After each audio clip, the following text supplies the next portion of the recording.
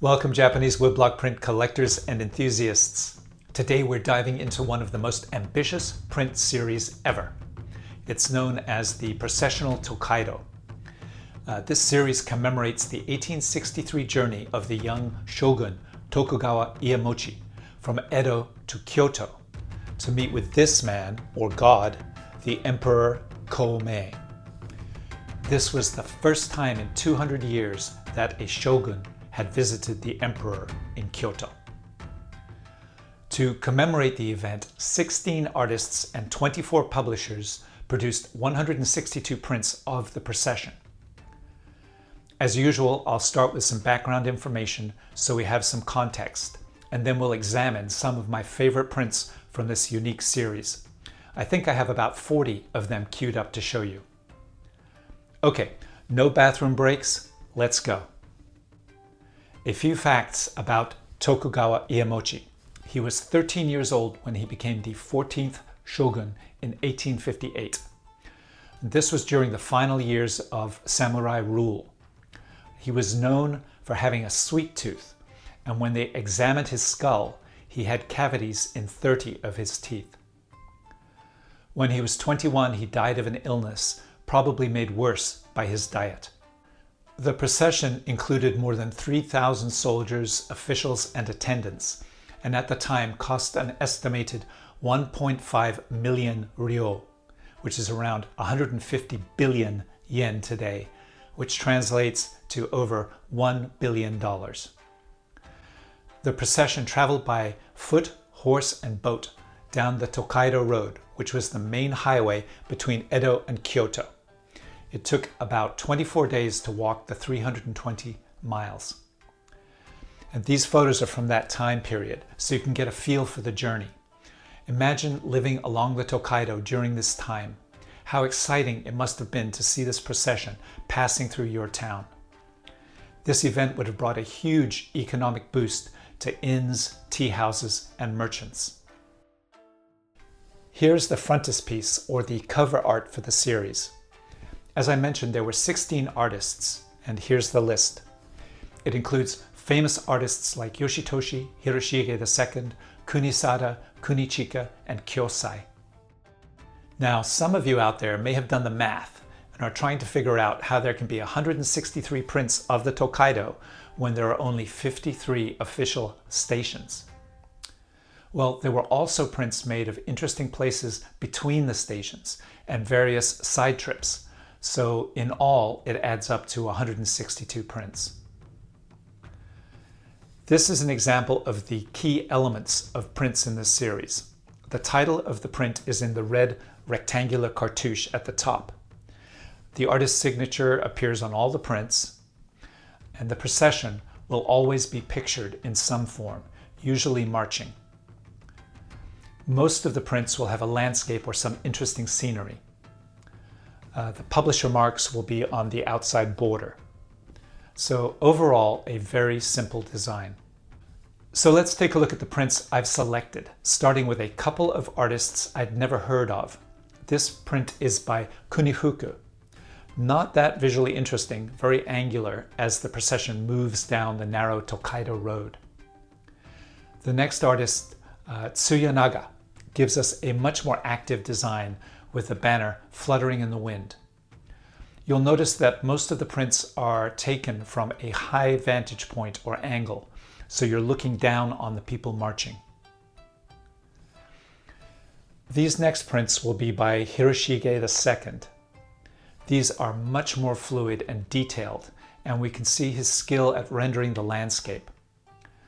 I admire his use of perspective on this print of Kawasaki. Imagine the logistics of moving 3,000 people, horses, and supplies across rivers. Here is a river scene of Kanbara. I like that in the foreground we have a focus on these bows and arrows. It really adds to the feeling of depth. I want to take a moment here and mention the various flags and banners we see in most of these prints. They have such interesting shapes and colors. For the most part, these are called Uma Jirushi, or horse insignia. heraldic flags used to identify a military commander and different types and ranks of soldiers.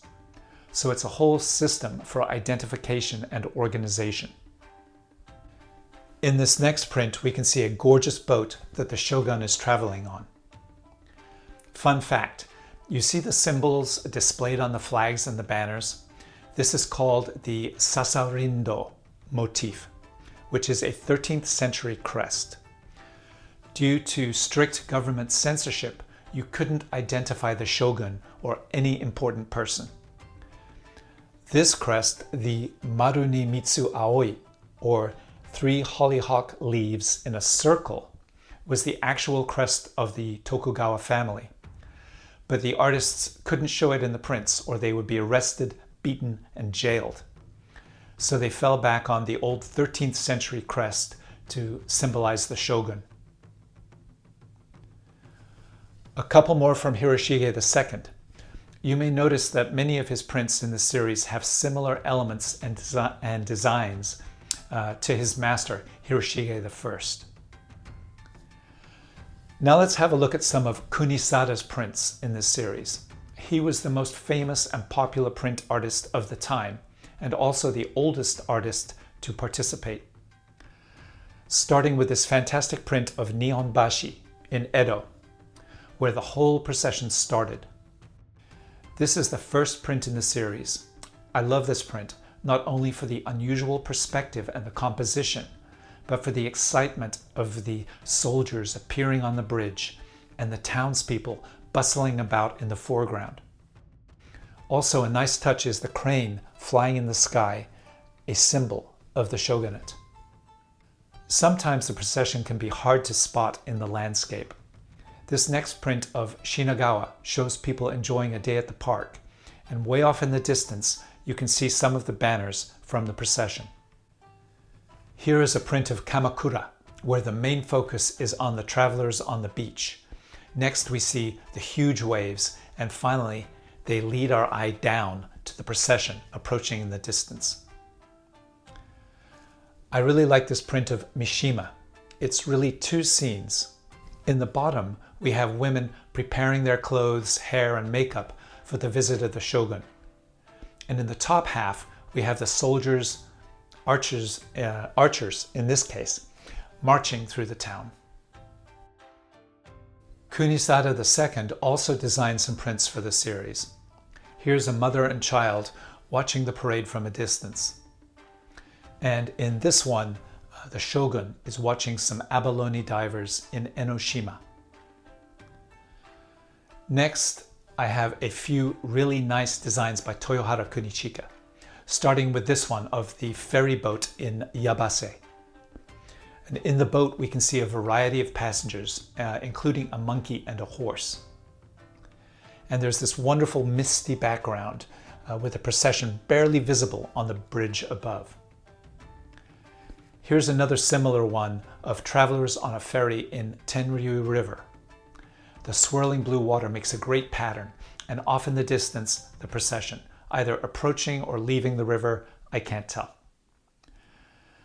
Let's work through some of the lesser-known artists before we hit Kyosai and Yoshitoshi. This one is by the artist Kuniteru, a nice print of the shogun and his crowd of retainers going through the town. 3 cranes are flying in the blue sky. Yoshitsuya brings us this Moon at Lake Biwa print with 2 white feather ball banners moving up the mountain in the evening. Yoshimori wins the prize for the most people in one print. I estimated about 300 people fording the river at Kanaya and going up the hill on the other side. And here's another by Yoshimori that is the most extreme close-up of the procession, crossing a bridge in Kyoto. Yoshii designed this really elaborate and cool print. The courtesan is dreaming of the procession. Meanwhile, her assistant is looking at the Nihonbashi print by Kunisada. This is the only print he designed for the series. The artist Yoshitsuya brings us this interesting composition. It looks like the soldiers are lighting their pipes as they pass by the fire. I like this print by Yoshikata of the man fixing the horse's straw shoe in Fujisawa as the parade passes by. Here are a couple of prints by Yoshitora, this one which is a strong runner-up to the most people depicted in a print, and this next one that shows the spectators in Fuji-eda excitedly and respectfully watching the parade as it passes. Now for one of the most innovative artists who participated, Kawanabe Kyosai. Kyosai often injects irreverence and humor into his designs. This simple one of Okitsu shows a rainy evening with the parade going off in the distance. In the foreground, it looks like one of the processional banners fell into the water, and the boy is trying to get it, while the man under the umbrella is either supporting him or pulling him back. You can see some shouting men who are coming in from the right side, adding to the drama. In this print of Gontazaka, we see soldiers grabbing some food and drink at a rest stop. Kyosai's skill at creating characters of people really helps us relate to the scene and the situation. Here is a funny image of the shogun watching a children's sumo wrestling competition at one of the rest stops. Once again, Kyosai captures the personalities of the people and the spirit of the event. In this print of a popular scenic spot, we see the massive Nachi waterfall. The white spots on the waterfall were made by the printer flicking white pigment made from oyster shells onto the print from a brush. The technique is called gofun. In this print, the procession has stopped to hunt wild boar in Hakone. The shogun is directing his men to drive the animals off the cliff, while hunters are waiting below to shoot them as they come down. And finally, a fanciful print of a tree full of magical tengu going about their business and ignoring the parade going by below. You can see why Kyosai is considered quite a rebel within the ukiyo-e world. The last artist we'll look at from this series is Yoshitoshi. He was only 22 years old at this time. We have his print of the huge boat carrying the shogun. I love the massiveness of this boat and the colorful banners and the blue water. Here is a view of the procession crossing a bridge in Shibaura.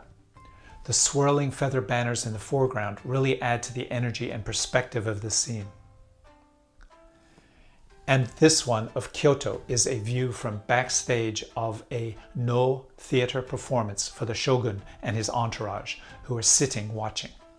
It's a very dynamic and interesting composition. So now you're maybe breathing a sigh of relief. You've sat through a bunch of prints from the largest print series ever.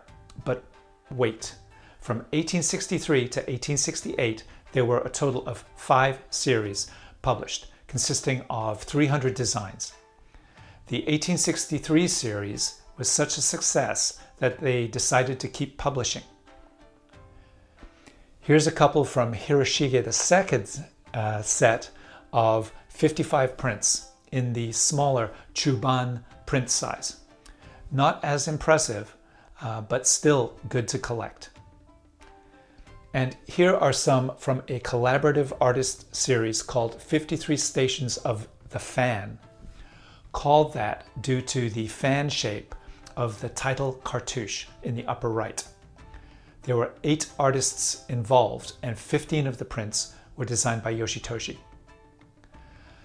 Then there were other miscellaneous prints by various artists that brought the total of processional themed prints to over 300.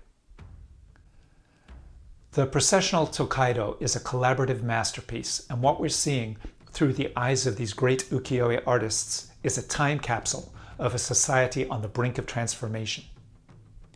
In 1866, Tokugawa Iemochi died. In 1868, the shogunate was overthrown, and the government was centralized instead of having feudal domains. Then Western industrialization and modernization came in to change Japan and the art of ukiyo-e forever. The good news is that the Processional Tōkaidō series is relatively inexpensive to collect, usually just a couple of $100s per print. Not bad for such an important piece of history.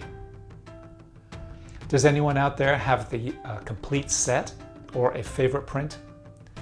Let me know in the comments. As always, please like and subscribe, and happy collecting.